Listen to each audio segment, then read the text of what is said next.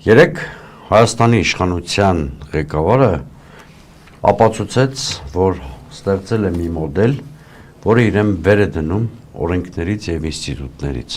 Ինչ եմ այսպիսի պնդում անում, որովհետեւ ինչպես դուք նշեցիք, կարգալույծ քահանայի պատարագիներ նա մասնակցում, հետեւաբար ոչ միայն ոտնձգում կամ դիվերսիա էր իրականացնում եկեղեցու դեմ, այլ նաեւ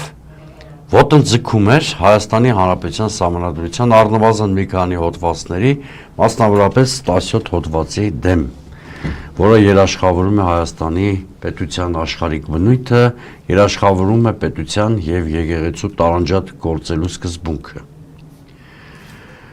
Աննախադեպ է ուղղակի պատկերացնել պետության ղեկավարի մասնակցությունը ապօրինի հավաքին։